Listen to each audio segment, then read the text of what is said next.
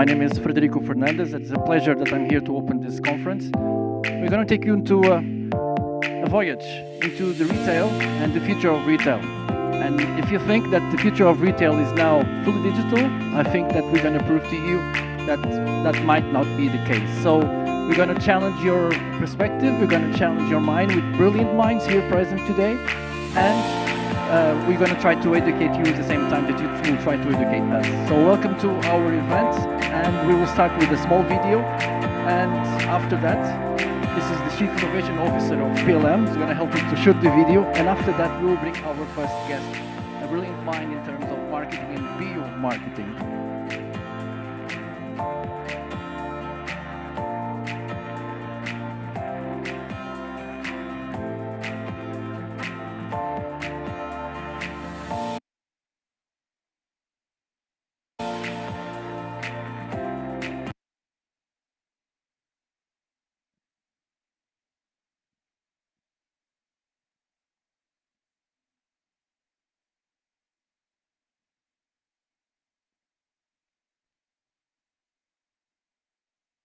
It's one small step for man, one giant leap for mankind. 2, 1, 0. All engine running. A unique combining of romance and technology. And perhaps 50 years from now or more, when people think of the past, they will look at the pictures from last night.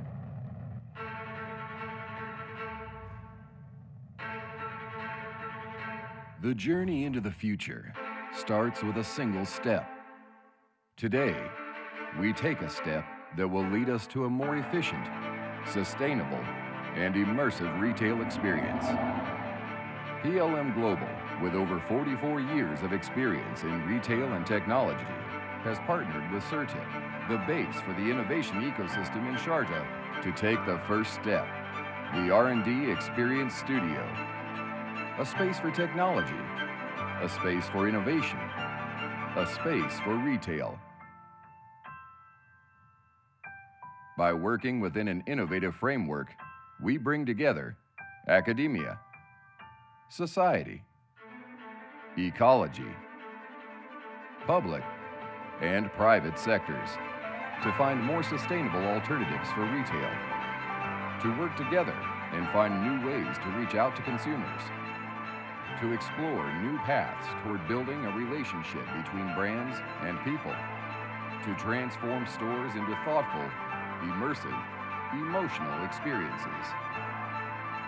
Today, we discuss the challenges and opportunities in retail. Today, we take the first step to transform Sharjah into the epicenter of the future of retail. And that's it. Thank you. And we will start calling the first guest of today. Brilliant mind, Professor Moutinho, por favor.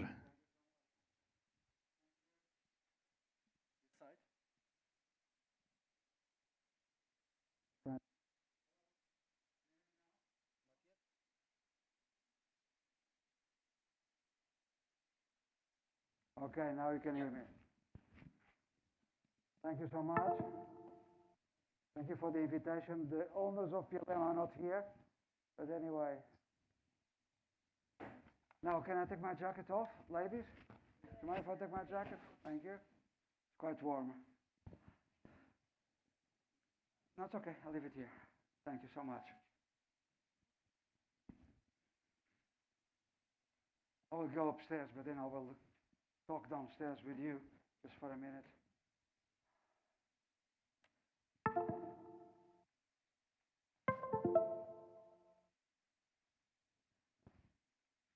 Thank you.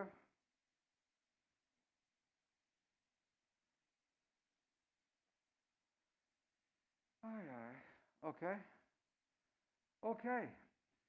So I was asked to talk about, well, the conference is called The Future of Retailing. And most of my work, apart from esoteric academic work, in the last over 30 years, is about the future of everything. Things are changing tremendously, like you see in one of the billboards outside, the rhythm is really exponential. The speed is the speed of light. And I've been talking about that. So I was asked to talk about the future of retailing. And I'll be talking a lot about 17 different technologies which are embedded into the future of retailing. And you can see here, from wireless motion sensors to responsive garments, up to blended reality, collaborative reality, altered reality, liquid floors, etc., up to touchless interactivity, six-sense tech, robotics, cognitronics, mini robotics, 3D-dimensional, etc. And of course, even neuroscience. And you've got actually one device outside, the Neurosky, which is based on electroencephalography. So yeah, I'll be talking about all these technologies. You don't need to know about that. Yes, I've been a full professor for over 32 years. I taught, and many different universities in America, in Scotland, mostly in England, in Wales, and I give talks all over the world anyway. You don't need to know, but you just use my name and you can see I've got 35 books published, etc. And Joanna asked me to define a little bit about what is retailing, what is almost like the essence of the conference and our gathering here today. Well, you have a traditional, very basic definition there. Retailing, selling consumer goods, services through a number of channels of distribution. Well, obviously to reach some profitability. Consumers benefits, they have access to a variety of products, a variety of services, and you've got traditional retailing, lots of thousands of small outlets, almost like family-owned businesses, what we call unorganized retail, up to very large, modern, very large international, multinational retail stores, what we call more organized retail. But nowadays, especially with the pandemic, things have changed dramatically. And the global pandemic crisis, shattered this normal traditional retail model. We're talking about the consumer behavior itself changed dramatically. Integrated and moved clearly the online en masse. So what normally, this hyperdrive e-commerce, normally what will take about decades of e-commerce and to flourish more online shopping, this was all compressed into just a matter of months. That is one of the results of the pandemic crisis. So this was the right time to rethink, to analyze the digital and the in-store experience, the phygital and the blending. And of course, a lot of traditional, incredible role models like Amazon, although there was all digital, they actually went physical, brick and mortars. And of course, in the future, we're going to have more and more data. We are now dealing with gigabytes, and probably very soon we'll be dealing with, yottabytes. So from gigabytes, zottabytes to yottabytes, that is more or less 21 zeros, 10 plus 21 zeros. So we're talking about the connective society, connectedness between consumers, and more a new generation of in-store, mainly because embedded with technology. Clearly, all that to spur the design of the experience. And so it's clearly sophisticated technological advances, predictive analytics, etc., automated home delivery, drone delivery, more and more will come, and you will see more of these examples, etc. So Joanna asked me to have these separators. So anyway, now we're talking about the 17 different technologies. We're going to start with part one and then part two. So we'll start with an introduction, which is mainly the explosion of this disruptive technology. It is incredible. And as I said, it's the speed of light. And some of you are academics, some of you are actually from SRTI University. We need to be concerned about that because I've given lots of talks as well about the future of universities, the future of knowledge. And I am concerned because a student that starts this year, year one, in about 4 years from now, the problems are different. The solutions are different. The technologies have evolved. So we need to be very, very careful about what we teach, our role as academics, our role as researchers, etc. So clearly a lot of disruption, and in this case, technological disruption. And that is interesting because whatever technology you are actually applying or using to analyze the bridge between the gap between what customers are imaging, what is the imagination of the customer, and what is the reality, their reality. So clearly, eye tracking retailing is very, very interesting. Obviously, eye tracking, we can analyze the gaze track, you can analyze the fixation points, we can analyze the polygon, and above all, the unit of analysis is what we call AOIs, area of interest. And eye tracking, sorry, oops, I'm just, I want to go back. Oh my God, how do I go back?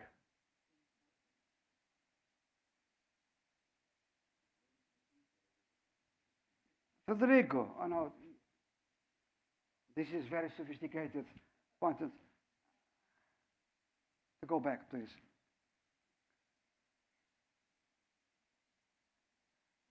Okay, it's okay. Thank you. How'd you go back here? Yeah, that's what I did.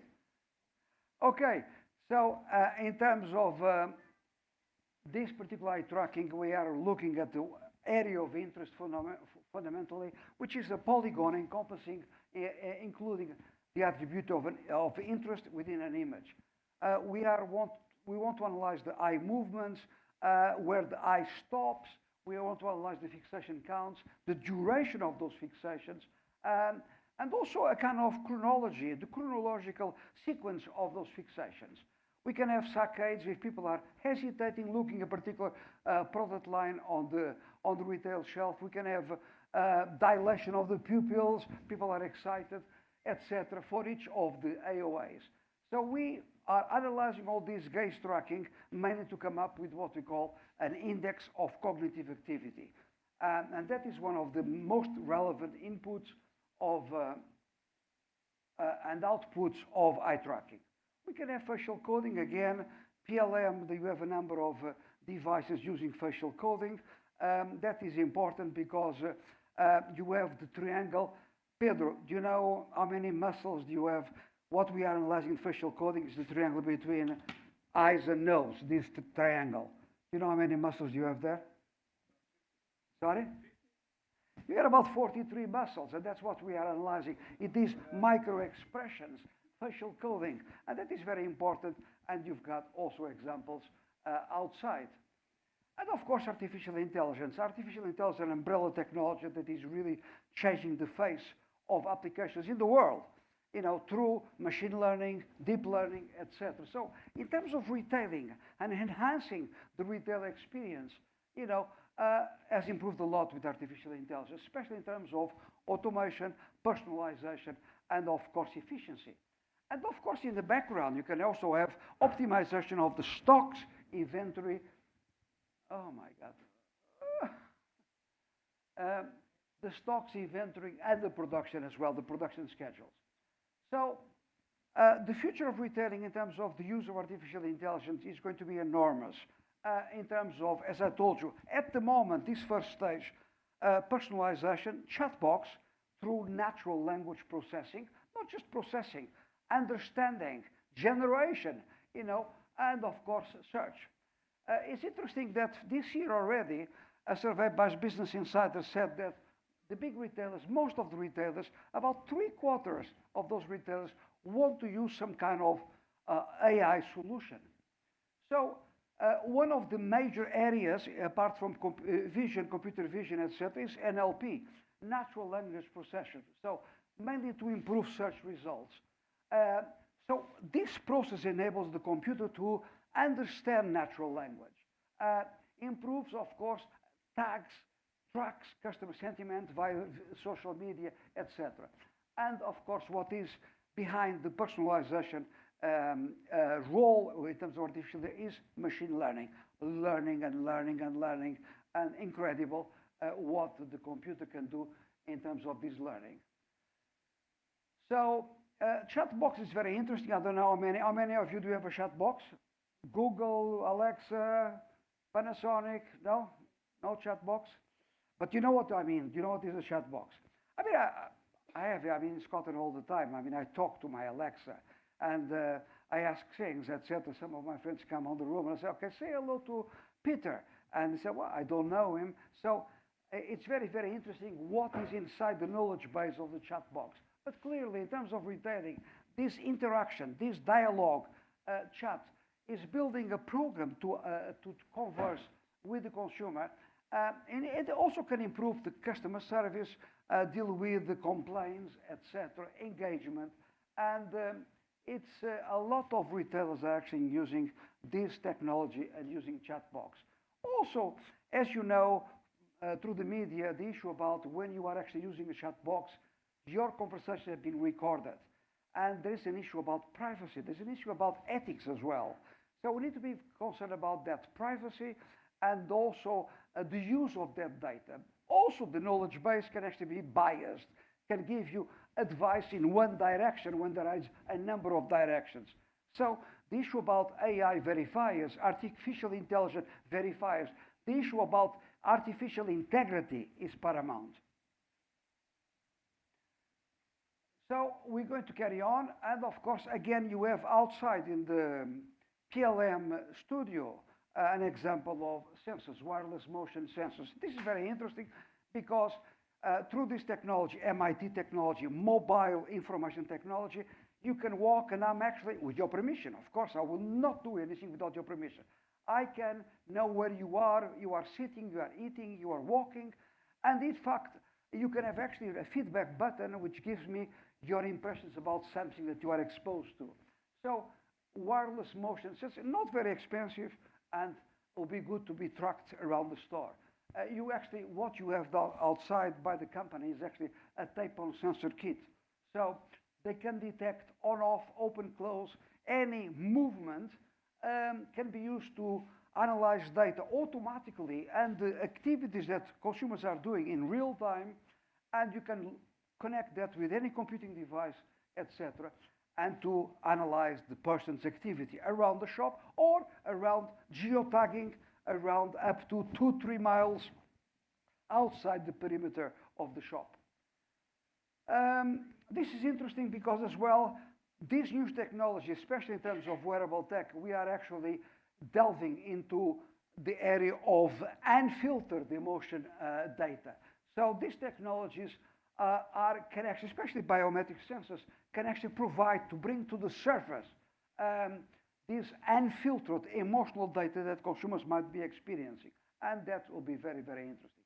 An example as well is e-textiles. Smart garments, smart clothing, wearable sensors that actually can feel. So instead of using a device like a galvanic skin response, the fiber itself, the clothing, can tell me a lot about your bio data. Of course, I cannot say, why are you happy? Why are you sad? But definitely, I can do a lot about this.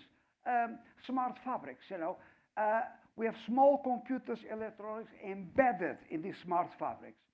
Smart textiles, are developing new technologies that provide this added value. And of course, a lot of these smart fabrics can actually communicate, transform, conduct energy, growth, and even detect emotions. And that is incredible, the advance of these fibertronics. It's called fibertronics. Then, link with that as well, we're going to have more and more this wearable tech in terms of retailing. Almost like retailing becomes a second skin. Do you know which is the country in the world that actually have these, your skin, your body, that actually is related to the way you conduct yourself in a retailing environment, In this case is, a microchip embedded in your body. Sweden. Young people, older people, they've got a microchip in their arm with all the information, with the payments, etc. So incredible. So skin-embedded technology. So more and more is the blurring of the man and the technology. And we're going to have also 3D printed materials. Of course, the advance of 3D, 4D, 5D. Again, PLM, you've got outside an example of silicon technology, 3D printing. And this is very, very important because in the future they are using metals, they're using wood, etc. We might have human skin, human skin. In fact, more and more, we are talking about experiments on bioprinting, parts of your body through 3D printing. So again, wearable sensors, garments that respond to the environment. You have a head-to-toe gear with wearable sensors that respond, and that is incredible what we are seeing in terms of advances in technology in wearable tech. You've got sensors, you've got these, for instance, electrophysiological sensors, you've got sensors, temperature sensors that will change. Oh yes, it's a bit too warm in this room. Immediately, they change the clothes, they change the temperature of your body. So wearable sensors, and this might provide as well incredible information in terms of biodata, like the Typo sensor, like the wireless motion sensors, location casting will do, combine. Not only for health, which is very, very important, but also for all sorts of things, how people are reacting through biodata in a retail environment. So again, incredible development of textiles. Also in terms of artificial intelligence, you have these algorithmic engines that can provide this visual curation. So we can translate the browsing patterns of a consumer in a retail environment, in a shop, and this will discover new products, and you can provide image-based search and analysis by curating and showing aesthetically or similar products, objects that they are looking when they have this visual curation. So again, very, very interesting. The technology behind that is called convolutional neural networks in terms of vision. So artificial intelligence has a very prominent role and is used for visual search, face recognition, like you saw PLM doing outside, the 43 muscles between your nose and your eyes. And this can actually curate the products. Ideally, I would like to have curation by the consumer, and the consumer as well curating the image based on his or her experience. So that will be interesting. A very personalized experience is the outcome. And of course, this blue technology is helping as well, because what we have here is the advent of effective computing. We are already making lots and lots of inroads in cognitive computing. Now, Professor Picard from MIT, she's the world leader researcher in effective computing, showing emotions and detecting emotions. So not only, we can actually apply this blue eyes technology to create machines that actually have the ability of perception ability, but also sensory ability. And that is incredible. You can use camera and microphones to identify the user and the emotions embedded in the human being.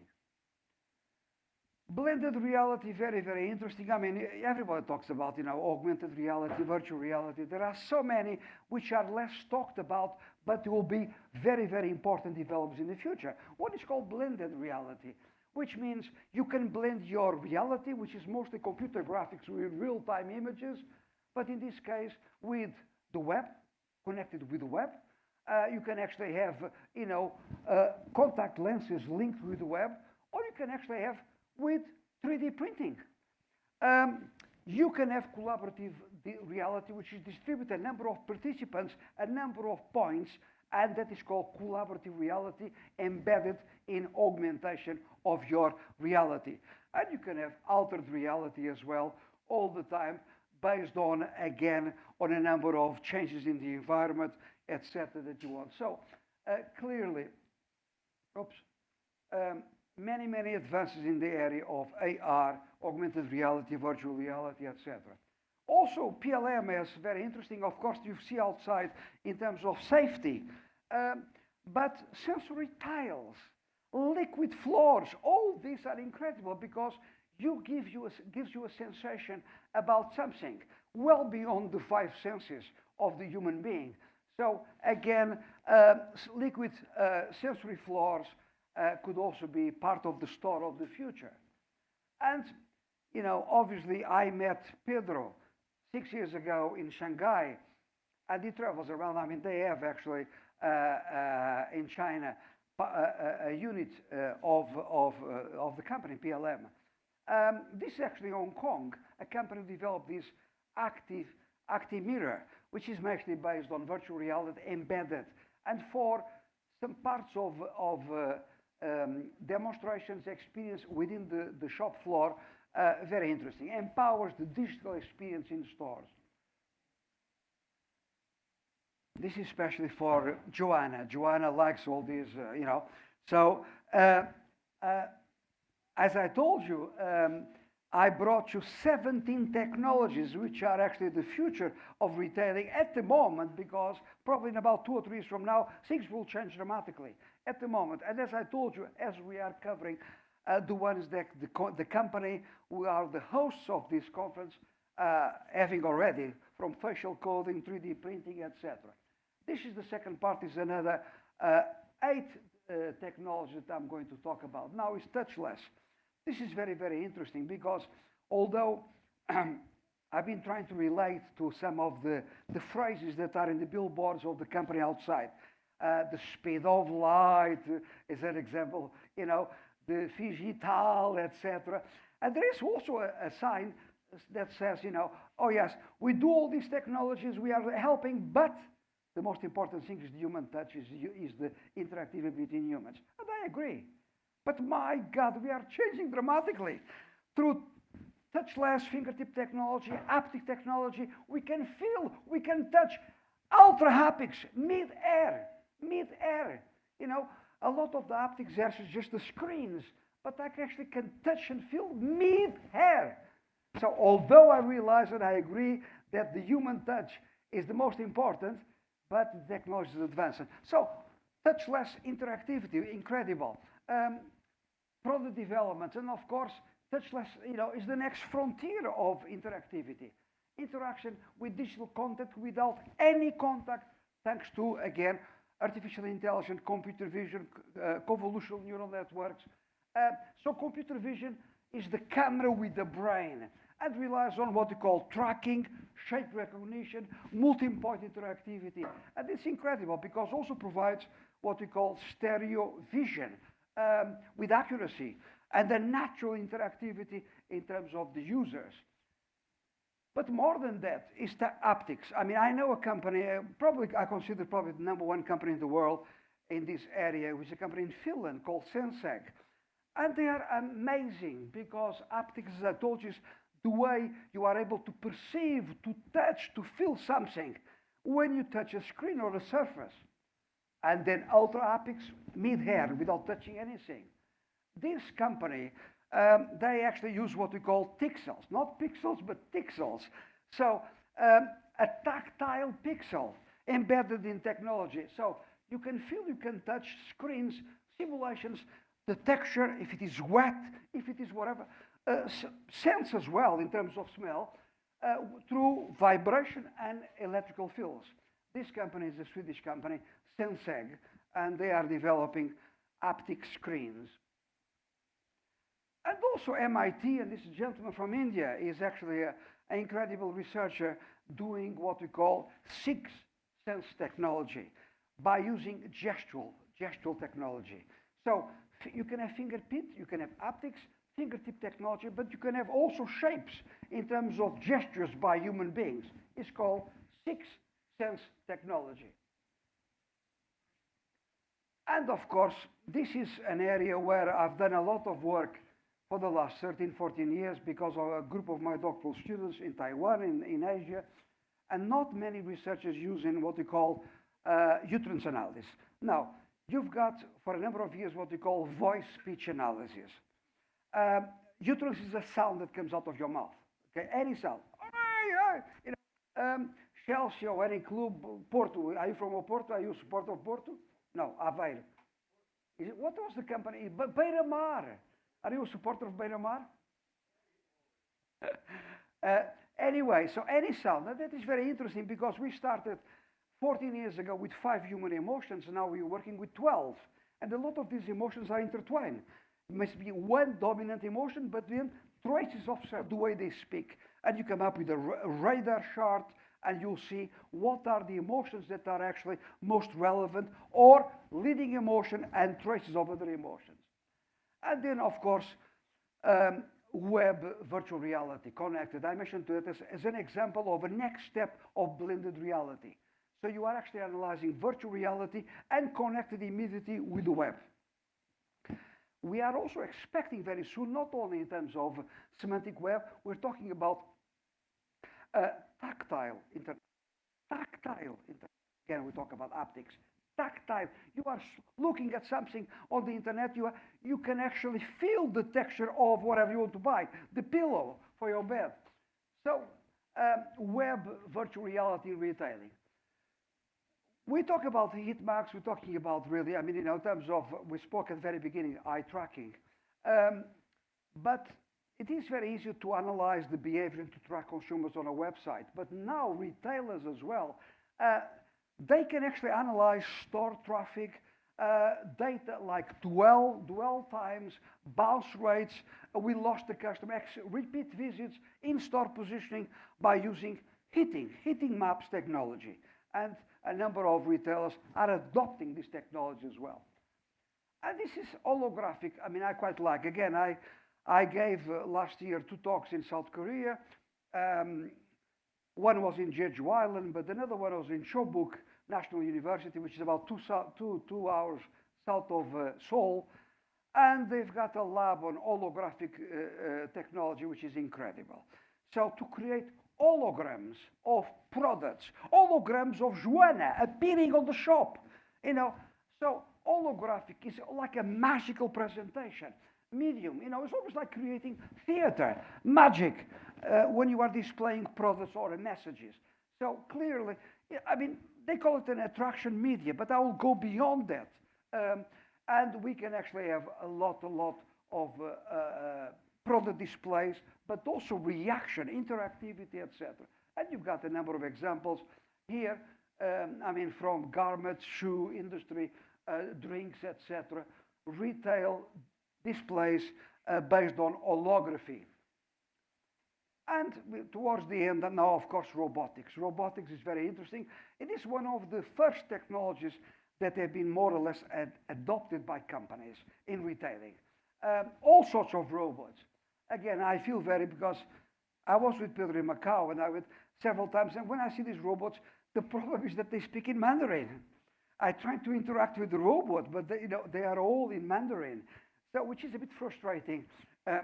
But clearly, robotics in retail is expanding well beyond the supply chain, and perhaps you're going to have more and more brick and mortar stores adopting all sorts of robotic devices, even for home delivery. We just have the drones, and you have also robots. In tourism, I mean, I gave talks about tourism. You can see your luggage behind. You can actually check out the hotel, and the luggage comes behind you. Well, obviously, room service, lots of examples of hotel chains using robots. But it's making the shopping experience more and more easier, seamless for consumers, simplifying as well the process of finding the product that you really want. So a number of stores, an American Lowe's retailing store, autonomous retail service robots that can capture what you need. They can give you answers. They actually can give you feedback on something. All sorts of retail, grocery retailers using robots. And question is, this one, would you send a robot to increase prices? He's in charge of pricing. Okay, Wharton. Pedro, would you send a robot if you want to increase your price of your products? Difficult. There was an interesting survey, and they actually said, no, 90% of respondents said, no, come on, that is a bit too much. If I want to increase, I want really to explain why we are increasing. We're not sending a robot to increase prices. And that's it, obviously, the back office and the store, the warehouse, etc., all the time. And also more and more in Germany, a professor is leading researcher in what we call cognitronics, developing three-dimensional mini robots of you with all your data. You can go and try to find the product that you want. but they will help you find, they will help you relevant stuff that you are looking for, they will find. And these mini robots, they will have all the analysis of your data. It's like IVAs, intelligent virtual agents. They scour the internet all the time finding solutions for your needs. So this is interesting. And more we are outsourcing to technology. I mean, just to have an idea, Pedro, how many sensors you are now, 2020, at the end of the year, how many sensors, in terms of sensor technology, how many sensors in the world? Do you have any idea? 1 trillion sensors. Unbelievable. And this is actually, what about the Internet of Things that is coming? Internet of Things. At the moment, at the end of 2020, 50 billion devices connected with each other. Incredible. We are outsourcing. Consumers technology outsourcing. So connected consumers around the world are starting to outsource their retail behavior. They tell you, oh, by the way, you're going out, don't forget to buy milk, etc. They are outsourcing. So increasing incentives to outsource our thinking, our memories, our concerns, our tasks, etc. based on IoT, Internet of Things. So all this that I spoke up to now gives you an idea of what we call the transcendent retailing. People shopping no matter where they are, what they are doing, browsing social media, chatting with Alexa or any chat box, visiting immersive retail zones, but above all, artificial intelligence, augmented reality, virtual reality, holography, etc., soundscapes, interactive, active mirrors, whatever.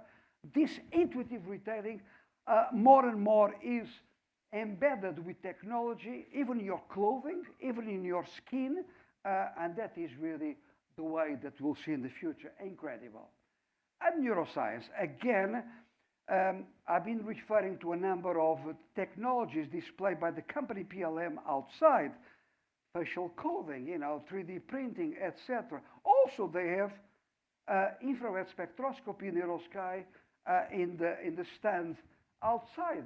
So advancing neuroscience, of course, all my work in neuroscience is using mostly fMRI, functional magnetic resonance imaging in hospitals.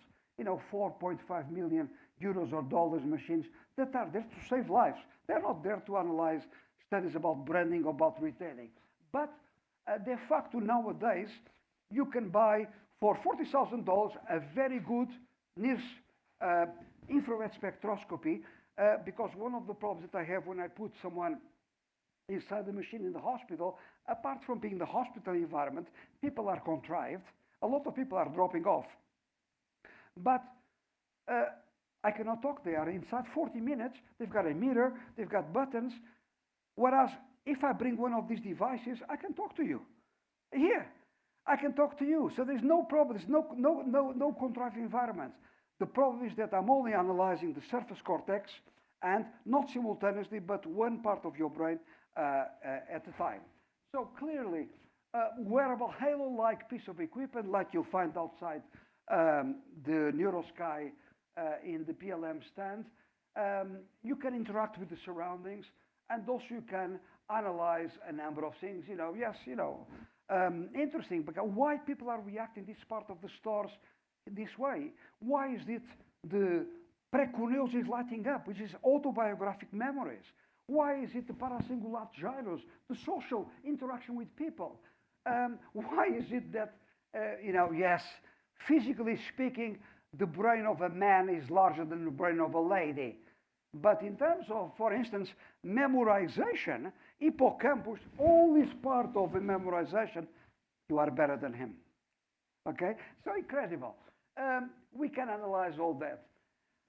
And these scanners, like the one you have outside, the other scanners that we have, very easy to put in the head of a consumer, they can tell me in about 10 seconds what sort of decision people are making in a retail environment, even before you know that you're going to buy that product. Unbelievable in terms of prediction. So, and that's it. This is particularly because Pedro knows, and Joanna, one of my big research projects, which is a clothing, is a jacket that measures human emotions.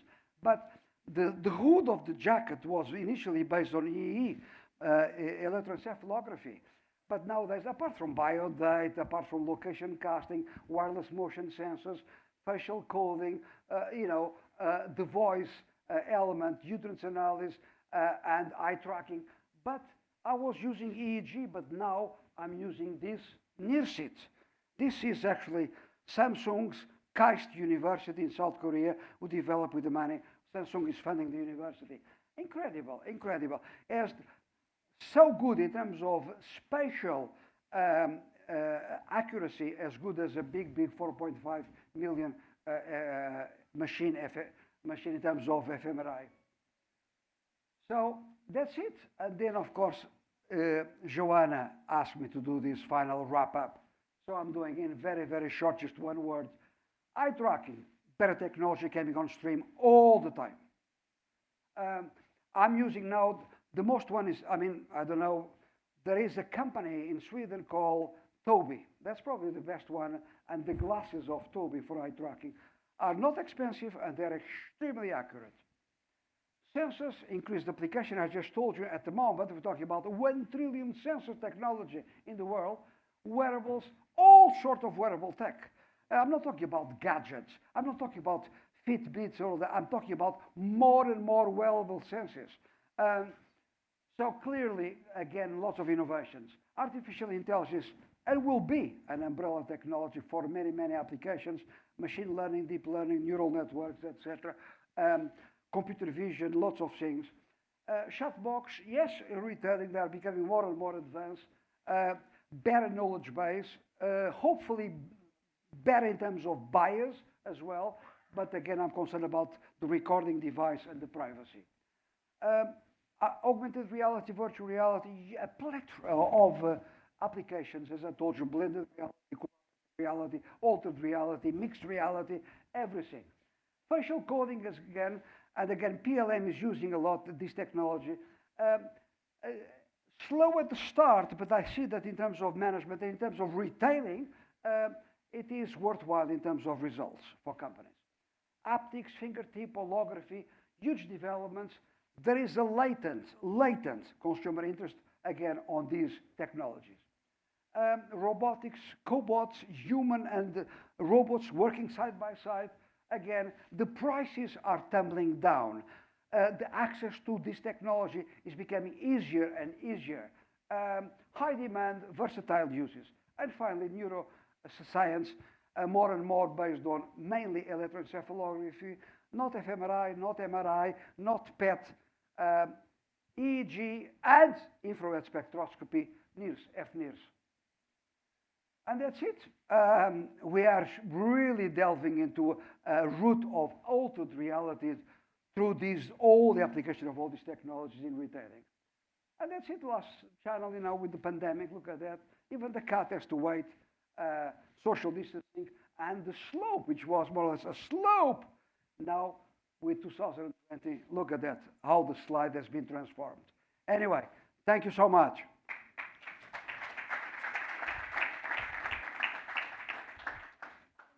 Thank you so much.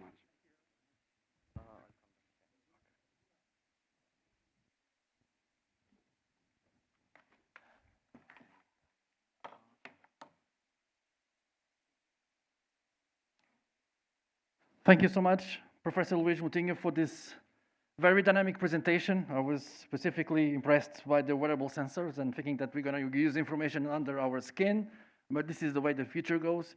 And our next panel will start with a very special guest online. We're going to use the hybrid model, and he's speaking with us from Abu Dhabi. As soon as we manage to get in on the Zoom, our guest that will start the next panel will be Piyush Chauhan. He's the Group Chief Information Officer and is also an advisor, a mentor, and a digital expert in retail. And he works as Group Chief Information Officer for a brand that we know very well here, Lulu Group International. And he's going to talk about us regarding the future of retail for Lulu Group and also for us as a customer.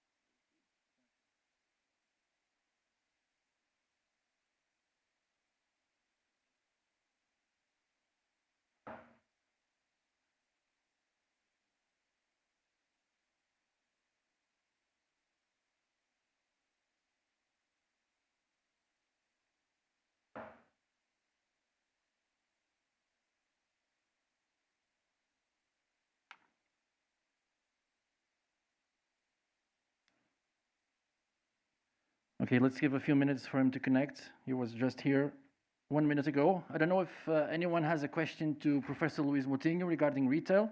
Maybe this could be some interesting questions to Professor. Anyone? Questions?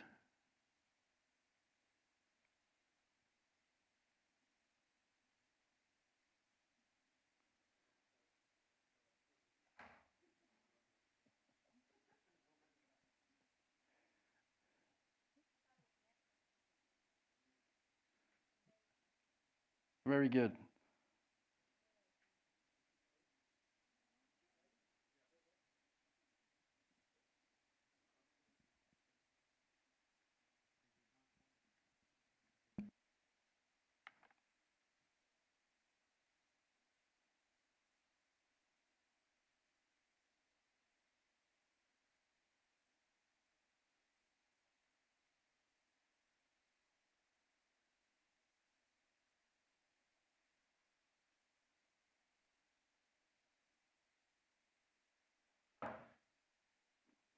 Let's give it a try for 2 more minutes, and then we will continue with the rest of the session, and we'll join later. 1 more minute.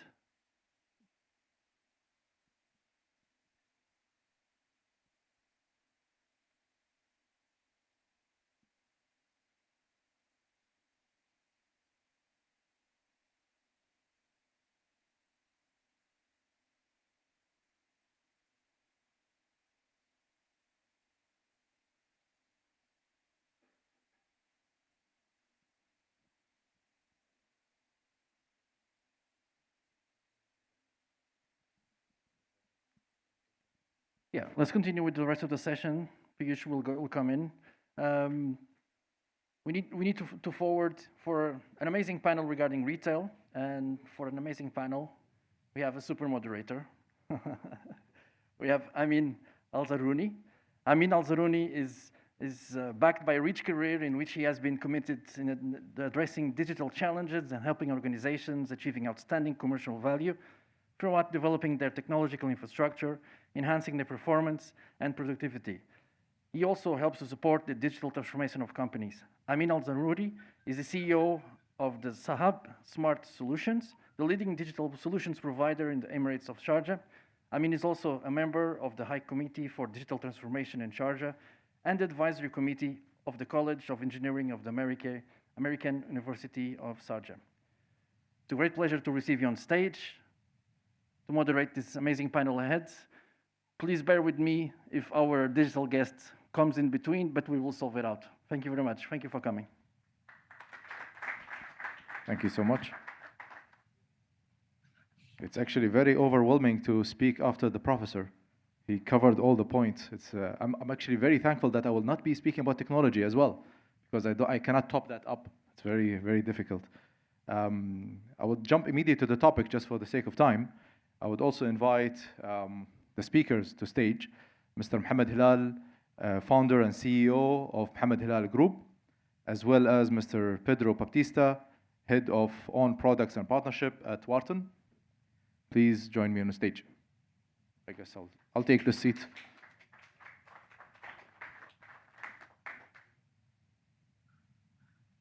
So you can break the candoras. Just stay in the middle. As I said, we're going to be speaking about more on the industry itself, the human factor, the experience, and the emotion side. We'll avoid speaking about technology. You guys have got a lot of information from the professor. That session has to be paid. It should not be for free, by the way. It's really informative session. We all want a copy of your slides, if you don't mind. We speak about the future of retail, and I'm honored to have two speakers. One comes with a strong local experience and knowledge, and the other comes with a global knowledge. And I would throw a very strong question at the beginning, a very general question on the future of retail. But before I do that, there has been a debate. I've been chatting with multiple members here from the audience about physical versus digital or physical versus online. Majority are preferring the online retail, and they believe that is the future. Although nowadays it represents 20% of the whole retail business. That's still a big number. It's not a small number. It has been growing from 5% over the last 10 years to 20%. They also, we have also experienced last year during the pandemic a huge amount of new users or new buyers coming on the online platform, more than 150 million new buyers coming on the platform. There is a change happening in the retail business, be it online or be it physical. There is a big change happening. I will throw the first question, if you allow me, Buhlal, to you on the future of retail from your perspective.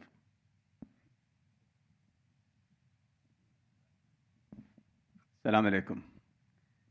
First of all, thank you very much, Bunuh, for the beautiful introduction. And as you said, what is the future of retail? My question may be to you. What is retail?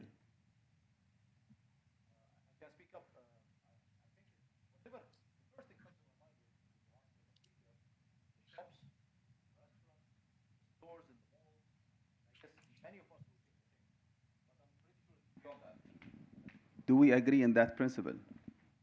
No. So I think you disagree, right? Okay, which is good. That's why we're here. We're restructuring our beliefs in retail. Retail, as we all have in our subconscious, is a space. But in reality, it's not a space. It's a process. Okay? And that process has a core driver to it, which is consumer behavior. And if we want to speak about the future of retail, we have to analyze the consumer behavior. And that's the future of retail. All what we've gone through the amazing professor here and we learn are the tools that will help us to shape the retail experience. And to envision the future, we need to understand consumer. And from my perspective, I will look at it in two folds. One, consumer behavior, that it will be shaped by the economy, the society, and the other model of consumer behavior, which I call it happens by itself, and the other one, which companies, visionaries, unique people that will come and believe that they can invent a new behavior. And I think the future of retail will be decided by those people who will change our life, our behavior, like Steve Jobs, who taught us how to zoom by our finger and taught us now how to tick behind the iPhone to take a photo. And the future of that is in our imagination, our belief, how can we envision that future? And many companies will follow to invent tools to help us. Well said. I cannot disagree with you. It's definitely a process that is supported with a lot of tools and technologies in the back. Pedro, same question to you. Future of retail from your point of view.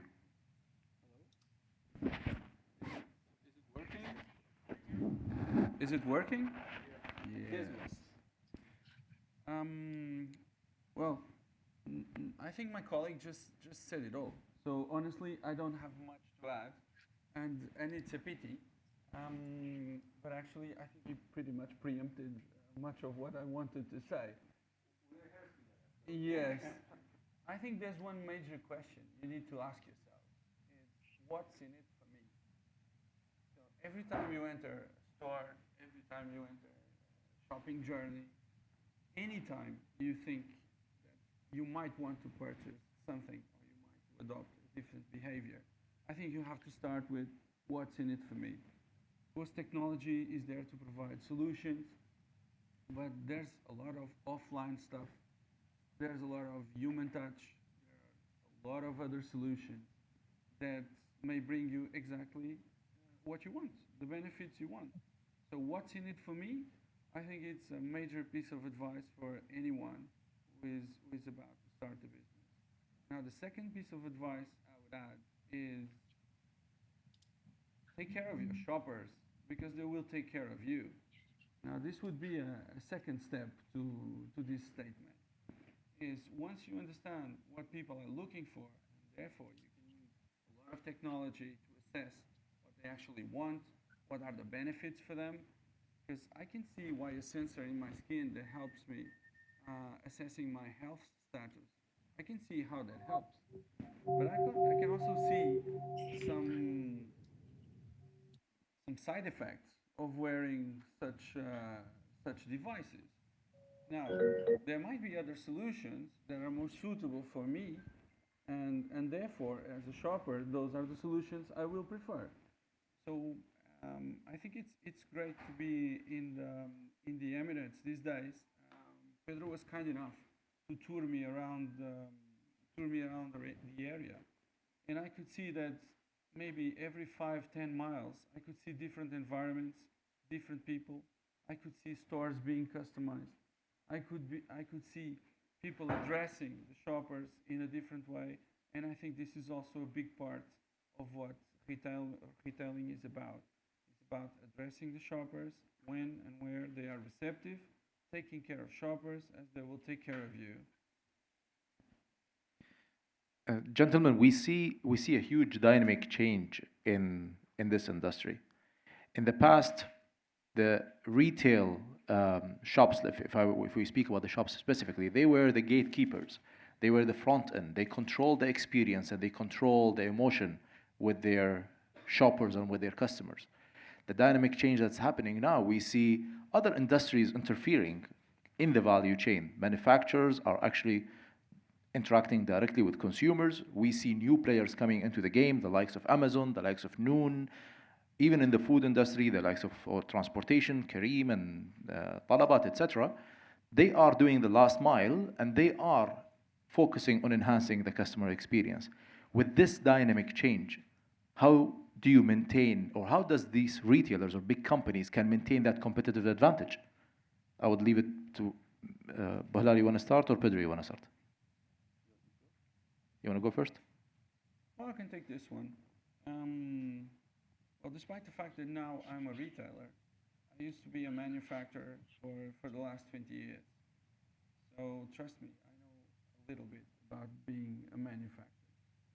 And the fact that manufacturers are trying to stay ahead of retailers and connecting directly with consumers, it just proves what we've been saying for the past maybe 10, 15 minutes. They believe they can serve, they can understand better how to serve the consumer, how to serve the shoppers, and to better address the benefits they're looking for. Of course, they will face major barriers, namely traffic. There's one thing that retailers usually have well ahead of manufacturers, is the traffic. Because people are used to visit stores, people are used to visiting these websites where they can find an immense variety of products. In fact, today, I'm not sure we'll have the chance to talk about this, but the fact that everyone wants to be omni-channel, the fact that everybody wants to use social media as a store, the fact that everyone wants to be a marketplace is simply the proof that everyone is trying to have the traffic. And once you have the traffic, then you have the chance through this technology or through whatever tools to try and understand the individuality of each of the customers that come. So in a nutshell, I would say that manufacturers are indeed trying to establish stronger bonds with the brands, trying to understand the individual traffic, consumers, and building traffic, even for a manufacturer, usually requires building a huge brand, a loved brand. And building a loved brand might not be as easy as it may sound in my simple words. I totally agree with what my colleague said here. The future is for zero distance between a brand or a company to a client. So this is the future of any brand existence. And I think retail as a space will eventually, maybe in the coming 5 years will increase, but eventually, slowly, I'm not sure, this is not something I can predict, but I can see a lot of brands avoiding retail because they believe that their competitive advantage is not to have a retail. And we all live that experience now with Tesla, right? Tesla is a phone with wheels. In the future, they're planning to deliver your car without you reach to the showroom, to your parking garage. So It will be based more on each concept, each brand, and each emotion that that particular company want to generate in the human mind and heart. And I believe it depends on what is coming with different brands, what is the neuroscience telling us, what is the future of predicting people new behavior change. And I believe it might be reduced because, as the professor said, virtual reality, augmented reality, tomorrow I can be in a retail right now. I say at 2 o'clock, I want my retail to be here. So geofencing, and I will live that retail experience by booking and doing it.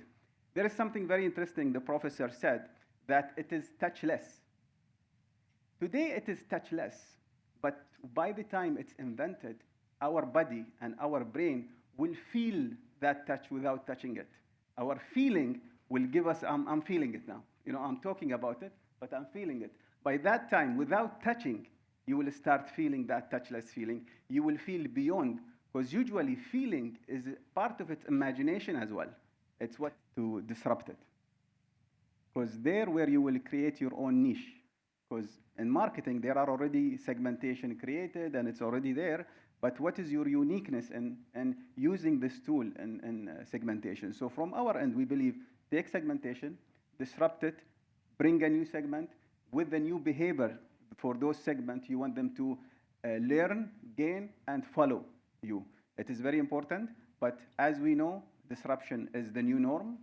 Everything should be disrupted. Even the mindset of segmentation should be disrupted. And I think this is something very interesting to look into. We are reaching the end, I believe. My last question here, with all these tools and technologies available, as well as being in a market that is booming in this industry, UAE is leading when it comes to the Middle East side, when it comes to the online business, as well as on a household spend on the online business, more than $2,500 in a month per person and per household, which is still together it's a big number, dollar exactly. What would be a reason for retail to fail in such a market? Or avoid failure, let's say. Again, I will always take it back to any business. To me, we have a method or a philosophy, I job my love.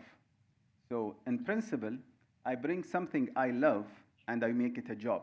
But in the region, since it's booming, everyone wants to be in business. But business is not for everyone. Business is like a love story, that you're in love with it. So when you come and share it with someone, it starts with your existence and purpose all the way to the memory you want to generate. I'm repeating back that. And that love story cannot last forever if you're not really in love. And the real failure comes when someone wants to do business and they started for a few years, but they never see that vision that Steve Jobs seen at his time. And that we notice now Apple, right? That love story is no longer there. And it happens here as well to people who come and wants to do business and they don't have that vision that aligned with their purpose of existence. And this is one core reason for failure. The other one is the speed of advancement of your capability to be ahead of the market. As we know, a leader should be always 10 minutes ahead of the market. And a lot of people cannot have that breath to be ahead of many people. And I believe this is one of the two key reasons for failures in this region. Yeah, I was actually gaining a couple more seconds to think, so thank you for your contribution. Well, let me give you an example. I don't want to sound philosophical, but as COVID came up in Portugal, a lot of companies like Uber Eats, they exploded. I mean, they moved from 1 to maybe 5, 6, 7. I can't even say all the names. Now, once COVID is over, some prophet will say, no, the world will be different. Everybody will continue to order their food, their gadgets, whatever, through this company. Maybe yes. You know what happened just 1 or 2 weeks ago? People started getting vaccines, and the sun started rising. And once the sun started rising, people started booking vacations. They started going into malls. They started ordering less online. They want to travel. They are tired of spending money to enhance their houses. Now they want to go outside. Now they want to travel. Now they want to go to public parks, to shopping malls. So this is just to say that that indeed companies take advantage of certain trends, certain moments, and definitely being a leader is anticipating some of these trends and being ready to take advantage of these moments. And because this what we're doing here today, I think it's also part of spreading innovation in a way. I think innovation has a big role in what we just discussing. So I think all this technology, these discussions, watching consumer behavior will also play a major role defining who will be the leaders and who will have the right to win in the market. So again, take care of your shoppers. They'll take care of you. If they want to go left, maybe you should consider if you can provide your services also left, or maybe you want to go right and stick to a fewer number of shoppers, but then you will be the champion of the shoppers who want to go right. So this is not there is not a discussion or a presentation about strategy, but I would be really happy to discuss this for a couple more hours because strategy is kind of my middle name. So I think it would play a major role in whatever discussion we can come up with. And I just want to add something. We keep hearing phygital. I think there is another vocabulary which is, I think, important, because we call it emotion and innovation. And we need to bring those together, innovation, blending innovation with emotion, because this is what we miss since 1970, when the technology was invented, laptops, computers, softwares, everything was super fast and super easy. Fast with no joy, easy with no memories that we generate.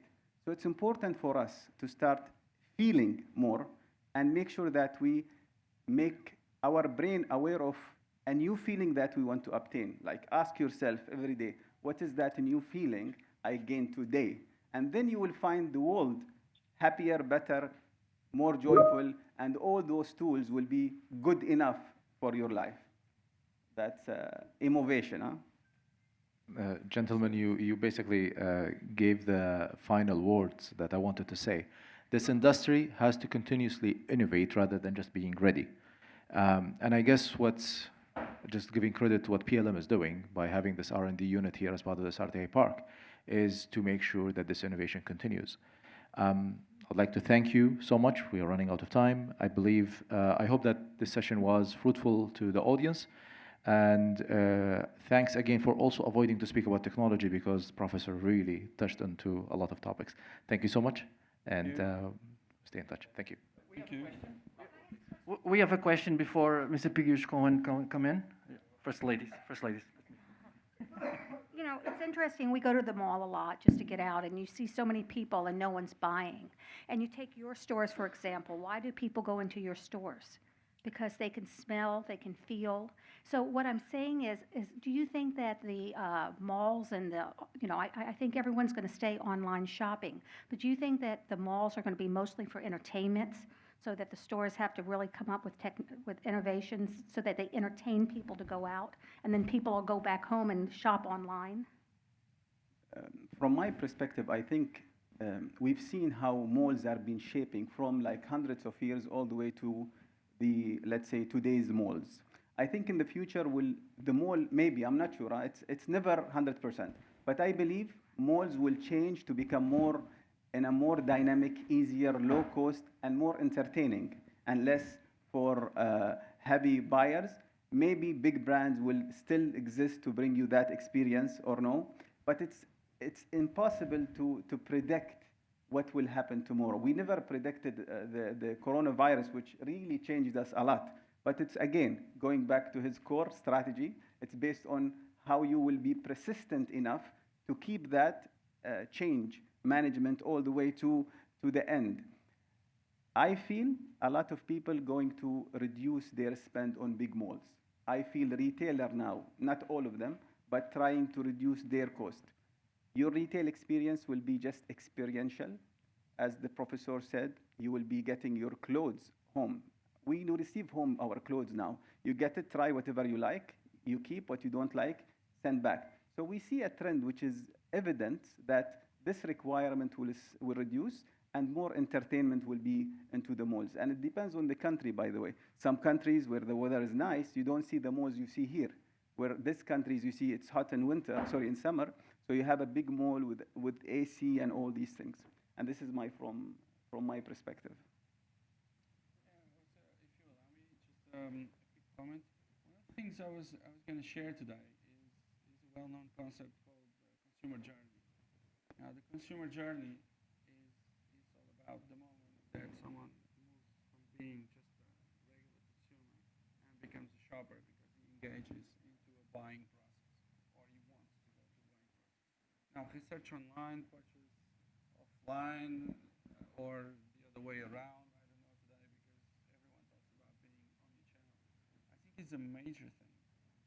And one of the challenges I would like to leave the audience is because we talk a lot about channels, but I'm not sure we actually dwell into the process in the way we should. And let me give you an example.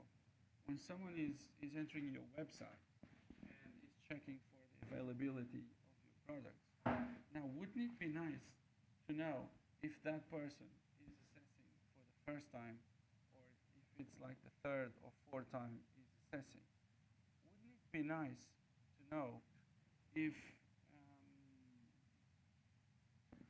we are talking with a young couple who just enrolled into a 35 years mortgage and who has probably 1/3 of their income committed to that mortgage, or if we are talking to maybe mid-50s couple, empty nested, with mid-high income, and wouldn't we like that our web page would somehow be adjusted, adapted for different consumers in a different part of the purchasing process, whether they are starting the process or they are probably ready to convert. And the thing is, our website is probably flat. It's probably the same regardless of where you are on the purchasing process. Now, the second thing goes back to the question about the supermarket. Is in order to win, I think it's plain to see that you have to have a lot of shopper understanding, but at the same time, you should have a consistent and sustainable value proposition for your customers. Now, when it comes to value proposition, again, the same question, regardless of being a physical store or an online store. If you don't know who's on the other side of the screen or who's in front of you, I mean, how can you actually customize your value proposition? Because going back to the same example, if you're in front of a young couple who just committed this massive mortgage for the rest 35 years, but still they want a high-end TV, or if you're talking to a couple, mid-50s, empty nest, who wants a high-end TV, now do you really want to tell them that the price is X? Because my guess is if you could, you would probably address those problems differently, and I'm not sure you would recommend exactly the same price. Maybe you would immediately suggest installments for one of them, and maybe a sale with a lot of attachments. So why getting only the TV? I mean, there's the TV, there's the sound bar, there's the Chromecast, there's the sound system, there's this new TV remote. So you see what I mean? Is I think when we talk about consumer understanding, I think the consumer journey and the value proposition need to be together. And I think it's these two things that will decide who will be in place in the coming future rather than it's online, offline, a combination of both, or telepathy for discussion's sake, which might come in a couple of years. I don't know.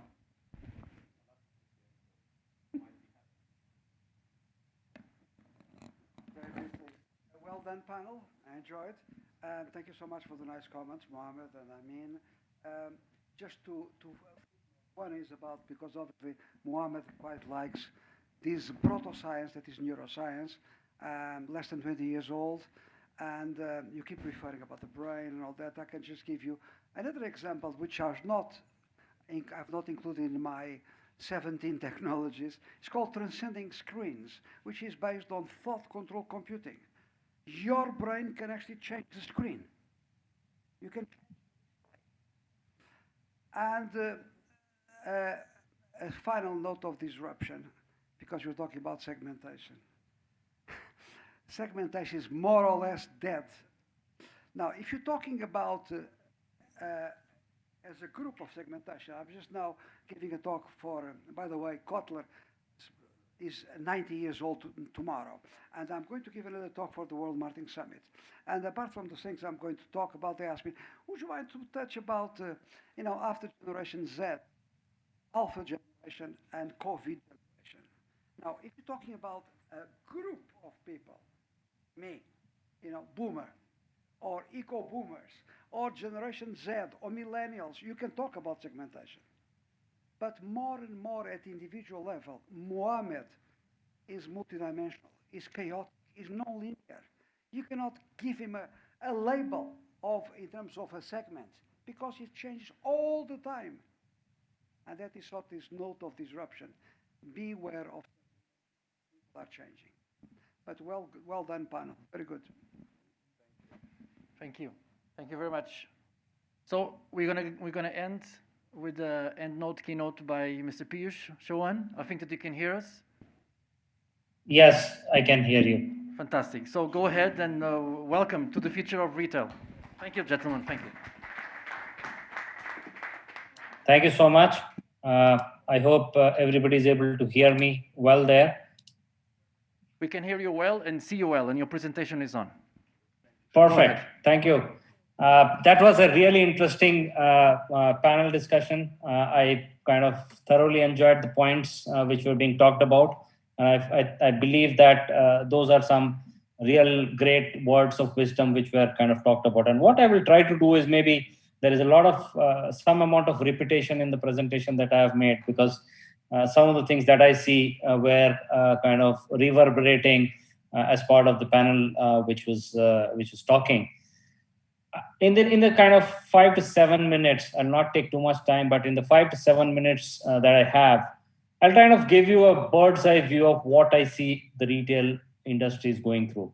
And this picture actually summarizes everything that you think retail is going through. It is going through a fast pace of change. It is being determined by a consumer whom we don't know much about. And it is something which is going to metamorphose into something which it is very difficult to predict into. And hence, retail has to be revisited, retail has to be reborn, and that is predominantly the theme of the presentation that I'm going to walk through today. There are obviously a lot of headwinds which have happened. Pandemic is already there in front of us. And the amount of bankruptcies which happened in last year, and it will continue for the next few years, is going to be kind of doubling at the pace that we have never seen before. So they are saying that the amount of bankruptcies in 2020 were double of 2029. And I think the number will continue to accelerate as we move along. And so one would actually think that physical retail as such is going to, for a more kind of a bankruptcy as such, is never static. And that is the dynamic nature of the customer. The customer views and preferences are never static. What I need in summer may not be in winter. What I need in the morning, if I'm in a different mood, I may need something else. So how do you make sure that you are able to ascertain and get that customer data, and you're able to target that through a digital interaction platform? That is where the future lies. And so if retailers have to be kind of be relevant in the coming eras, I think it's a fantastic time. Adopt digital, adopt the customer-centric approach, create an omni-channel offering, and focus on your digital marketing spend. If this package is done well, I think there is a bright future for all the retailers in the days to come. Thank you, everyone. Thank you very much. I don't know if in the audience there's any question for our guests. So I have a question before closing this panel. I cannot resist of asking what are the next big steps, if you can share with us in the Lulu Group, for this physical digitalization of your customers. What are you planning? What are your future, besides opening new retail shops, physical shops? I might say that I'm one of them. You just opened one in front of my house, another one, so I'm very happy. So what are the next steps in terms of digitalization of product and customer experience that you are thinking, if you can share with us? Thank you. Thank you.